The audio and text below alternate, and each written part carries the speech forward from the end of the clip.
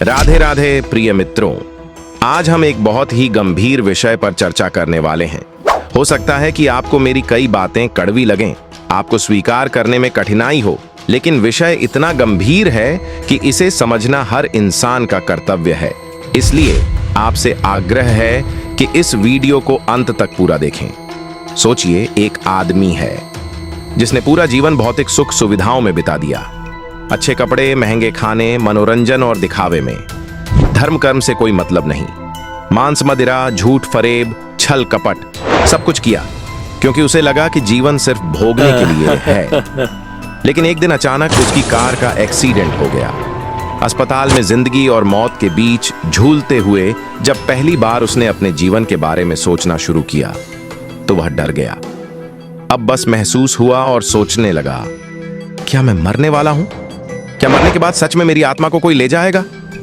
इसी सोच में डूबा हुआ था कि अचानक उसकी आंखों के आगे घना काला अंधेरा छा गया और अगले ही क्षण उसकी आत्मा शरीर से बाहर निकल गई और फिर कुछ ही क्षणों में उसका शरीर निर्जीव हो गया। डॉक्टरों ने उसे मृत घोषित कर दिया, लेकिन उसकी आत्मा 84 लाख योनियों की यात्रा पर निकल पड़ी। अब क्या होगा? वह कहां जाएगा? कौन सा जीवन मिलेगा उसे? क्या आप जानते हैं, यह कहानी सिर्फ उस आदमी की नहीं बल्कि हम सबकी हो सकती है। क्या आपने कभी सोचा है कि यह मानव जन्म हमें कितनी कठिनाई से मिला है? क्या आप जानते हैं कि देवता तक तरसते हैं यह शरीर पाने के लिए? और क्या आप जानते हैं कि यदि यह जीवन व्यर्थ चला गया तो फिर से 84 लाख योनियों के चक्र में फंसना तय है? शास्त्रों में वर्णन मिलता है, नर तनु पाए भव सिंधु तरय न जनि अजिर तिरो, अर्थात मनुष्य शरीर पाकर भी यदि कोई भवसागर को पार नहीं करता तो यह जीवन व्यर्थ है।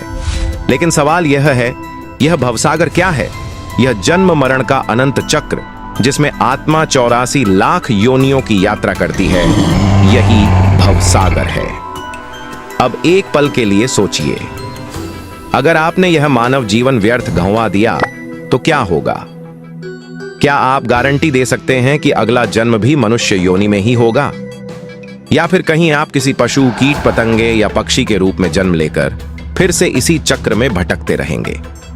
शास्त्रों में बताया गया है कि आत्मा को 84 लाख योनियों में भटकने के बाद ही मनुष्य जन्म मिलता है, जिसमें 30 लाख जलचर यानी मछली, केकड़ा, समुद्री जीव। सोचिए, जीवन भर सिर्फ तैरना, डर के साए में जीना, कभी किसी शिकारी का भोजन बन जाना, कैसा लगता होगा?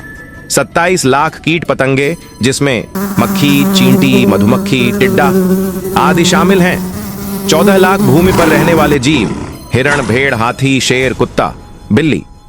20 लाख पक्षी, कबूतर, गिद्ध, मोर, उल्लू, तोता, कौवा। आकाश में उड़ान तो होगी, लेकिन जीवन पर कोई नियंत्रण नहीं होगा। कोई भी शिकारी आकर सब खत्म कर सकता है। सोचिए, पूरा जीवन किसी का बोझ ढोने में चला जाए, कोई अधिकार ना हो, बस खाने और काम करने की जिंदगी, और अंत में सिर्फ 4 लाख मनुष्य योनि, जहां हमें कर्म करने, आत्मा को सुधारने और मोक्ष प्राप्त करने का अवसर मिलता है। क्या आपने कभी सोचा कि इतनी कठिन यात्रा के बाद हमें यह दुर्लभ मानव जन्म मिला है, और अगर हमने इसे भी भोग विलास, लोभ, मांस भक्षण, नशा और पाप कर्मों में गंवा दिया तो फिर क्या गारंटी है कि हमें दोबारा यह अवसर मिलेगा? और मिलेगा तो भी फिर कब मिलेगा? क्या आप यह जोखिम लेना चाहेंगे, या इस जीवन को धर्म, भक्ति और सत्कर्म में लगाकर इसे सफल बनाना चाहते हैं? याद रखिए, यह मानव जन्म केवल खाने, सोने और धन कमाने के लिए नहीं है। यह जन्म एक अवसर है मोक्ष प्राप्ति का, भगवान को पाने का। लेकिन यदि यह अवसर गंवा दिया तो फिर यह मिलेगा या नहीं, इसकी कोई गारंटी नहीं। भगवद गीता अध्याय 18 श्लोक 66 में श्री कृष्ण स्वयं कहते हैं, सर्वधर्मान परित्यज्य मामेकम शरणम व्रज।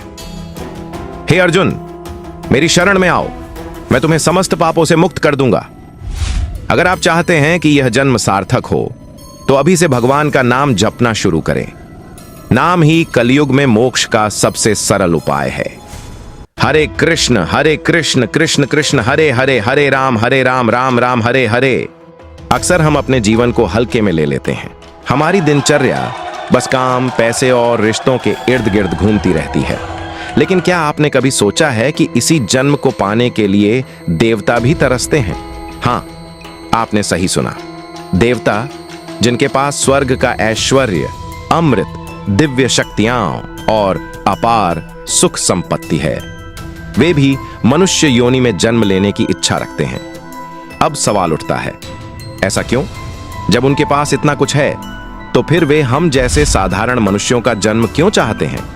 इसका जवाब शास्त्रों और धर्म ग्रंथों में छिपा है और आज मैं आपको वही बताने वाला हूं।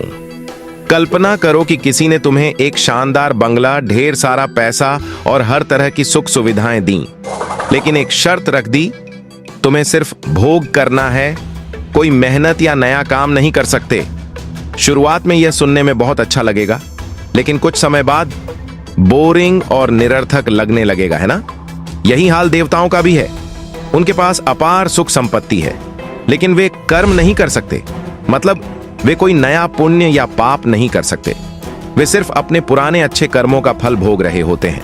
श्रीमद् भागवत 6:2-3, 29-31 कहती है, एतावानेव लोकेस्मिन् पुंसः स्वार्थः परस्मृतः एकांत भक्तिर गोविंदे यत् सर्वत्र तदैक्षणम। अर्थ, इस संसार में मनुष्य का परम स्वार्थ यही है कि वह भगवान की भक्ति में एकाग्र हो। केवल मनुष्य योनि में ही यह संभव है कि जीव अपने कर्मों को बदल सके और ईश्वर प्राप्त कर सके। देवता भी इस जन्म को पाने के लिए तरसते हैं, क्योंकि वे अपने कर्मों को बदल नहीं सकते और जब उनका पुण्य खत्म हो जाता है तो उन्हें फिर से 84 लाख योनियों में भटकना पड़ता है। यही कारण है कि देवता मनुष्य जन्म की कामना करते हैं। अब सोचो, तुम्हारे पास वह अवसर है जो देवताओं के पास नहीं है। तुम अपने कर्मों को बदल सकते हो, अपने भविष्य को सुधार सकते हो, अपने भाग्य को संवार सकते हो। तुम्हारे पास 3 रास्ते हैं। तुम स्वर्ग भी जा सकते हो यदि तुम उत्तम पुण्य कर्म करो, भक्ति और धर्म के मार्ग पर चलो तो तुम्हें स्वर्ग में स्थान मिल सकता है, जहां दिव्य सुख संपत्तियां हैं। तुम मोक्ष भी पा सकते हो यदि तुम सच्ची भक्ति, ज्ञान और योग के मार्ग पर चलो तो जन्म मरण के चक्र से मुक्त होकर परम आनंद में लीन हो सकते हो। तुम भगवान तक भी पहुंच सकते हो यदि तुम अपने जीवन को पूरी तरह ईश्वर भक्ति और सत्कर्मों में लगाओ तो तुम परम ब्रह्म तक पहुंच सकते हो, जो सभी योनियों से परे है। लेकिन क्या तुम इस मौके का सही उपयोग कर रहे हो या फिर इसे सांसारिक सुखों और भोग विलास में बर्बाद कर रहे हो? गरुड़ पुराण कहता है, दुर्लभम भारते जन्म मानुष्यम तन्न लभ्यते। अर्थ, भारत भूमि में मनुष्य जन्म अत्यंत दुर्लभ है, इसे व्यर्थ मत करो। यदि यह जन्म मिल गया है तो इसे धर्म, भक्ति और मोक्ष की साधना में लगाओ। श्रीमद् भागवत कहती है, लब्ध्वा सुदुर्लभम इदम बहुसंभवान्ते मानुष्यम अर्थदम नित्यम अपीह धीरः। अर्थ, यह मनुष्य जन्म अत्यंत दुर्लभ है और यह केवल पुण्य कर्मों के फल स्वरूप ही प्राप्त होता है। जो बुद्धिमान व्यक्ति इसे व्यर्थ नहीं गंवाता, वही सच्चा ज्ञानी है। अब समझते हैं स्वर्ग, नरक और परब्रह्म की वास्तविकता। पहला स्वर्ग, सुखों का संसार, लेकिन अस्थाई। स्वर्ग में देवताओं को दिव्य सुख, अद्भुत महल, अमृत, सुंदर अप्सराएं और भोग विलास मिलता है, लेकिन यह स्थायी नहीं है। भगवद गीता 9.21 कहती है, तेतम भुक्त्वा स्वर्गलोकम विशालम क्षीणे पुण्ये मृत्यलोकम विशन्ति। अर्थ, जब पुण्य समाप्त हो जाते हैं तो स्वर्ग का आनंद भी खत्म हो जाता है और जीव को फिर से धरती पर जन्म लेना पड़ता है। मतलब स्वर्ग में जाने के बाद भी तुम वापस लौट आओगे। दूसरा, नरक, बुरे कर्मों का दंड। अगर कोई अपने जीवन में पाप करता है, झूठ, हिंसा, कपट, चोरी, वासना में लिप्त रहता है, तो उसे नरक में भयंकर यातनाएं सहनी पड़ती हैं। गरुड़ पुराण कहता है, नाना विधानि पापानि जंतु कृत्वा यथाचरण तस्मात् प्राप्नोति दुर्गति यातनाश्च न संशयः। अर्थ, जीव अपने कर्मों के अनुसार ही नरक में दुखद यातनाएं भोगता है। तो क्या तुम अपने जीवन को ऐसा बनाना चाहते हो कि तुम्हें नरक का सामना करना पड़े? तीसरा, परब्रह्म, अंतिम और शाश्वत लक्ष्य। स्वर्ग और नरक तो अस्थायी हैं, लेकिन परब्रह्म यानी ईश्वर की शरण स्थायी है। कठोपनिषद कहती है, नायमात्मा प्रवचनेन लभ्यो न मेधया न बहुना श्रुतेन। अर्थ, परमात्मा को न वचन, न बुद्धि और न ही केवल ज्ञान से प्राप्त किया जा सकता है।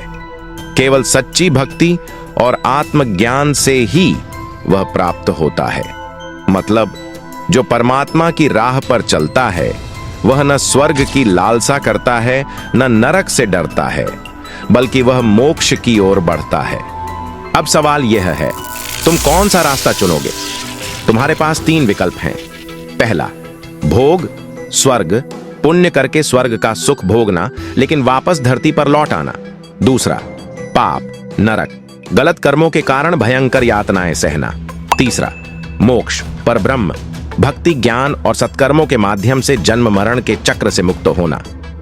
अब यह तुम्हारे ऊपर है कि तुम भोग, नरक या मोक्ष में से किसे चुनते हो। महाभारत कहती है, मनुष्याणा सहस्रेषु कश्चिद्यतति सिद्धये। अर्थ, हजारों में कोई एक ही व्यक्ति इस दुर्लभ जीवन का सही उपयोग करके मोक्ष प्राप्त करता है। अब सोचो, क्या तुम भी उन्हीं हजारों लोगों की भीड़ में शामिल हो जो जीवन को यूं ही बर्बाद कर देते हैं, या फिर तुम इस जीवन का सही उपयोग करके अपने अंतिम लक्ष्य मोक्ष की ओर बढ़ोगे? भगवान ने हमें यह अनमोल अवसर केवल सांसारिक सुखों में लिप्त रहने के लिए नहीं दिया है। यह एक परीक्षा है, एक अवसर है जिसमें हमें यह तय करना है कि हम स्वयं को ऊपर उठाएंगे या फिर जन्म मरण के चक्र में उलझे रहेंगे। यदि देवता भी इस जन्म को पाने के लिए तरसते हैं तो हमें इसे व्यर्थ नहीं जाने देना चाहिए। आपको तो धर्म, भक्ति और साधना में जीवन लगाना चाहिए। सद्कर्म करके मोक्ष का मार्ग अपनाना चाहिए। भौतिक सुखों की बजाय आत्म साक्षात्कार और आत्म विकास पर ध्यान देना चाहिए।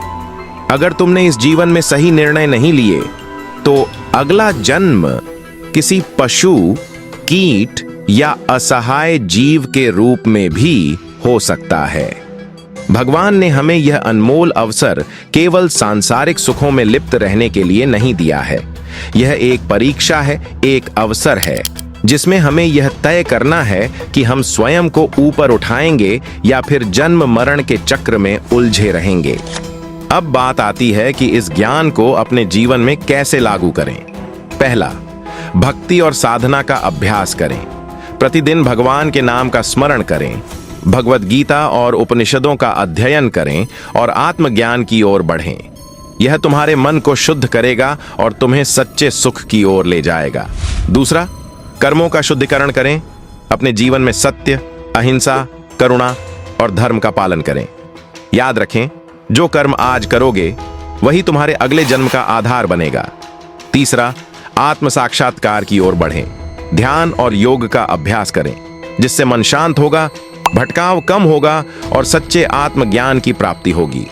जो व्यक्ति स्वयं को जान लेता है वही संसार के मोह से मुक्त होता है। चौथा, इस जीवन का उद्देश्य समझें। केवल धन, ऐश्वर्य और भौतिक सुखों के पीछे मत भागो। अपने जीवन का असली लक्ष्य मोक्ष प्राप्त करना है। संसार के मोह से ऊपर उठकर आत्म साक्षात्कार की ओर बढ़ो। सबसे बड़ा सवाल, क्या हम जागेंगे या फिर यही गलती दोहराएंगे? अब तुम्हारे पास 2 ही रास्ते हैं। पहला रास्ता, भोग, हिंसा और अधर्म के मार्ग पर चलो और जन्म मरण के चक्र में फंसे रहो। दूसरा रास्ता, धर्म, अहिंसा और सत्कर्मों के मार्ग पर चलो और इस जन्म को सार्थक बनाओ। जो भी रास्ता तुम चुनोगे वही तुम्हारा भविष्य तय करेगा। इसी के साथ हम इस वीडियो को समाप्त करते हैं, और यदि आपको यह वीडियो अच्छी लगी हो तो चैनल को सब्सक्राइब करें और ऑल बटन पर जरूर क्लिक करें ताकि आप एक सच्चे सनातनी बन सकें। राधे राधे।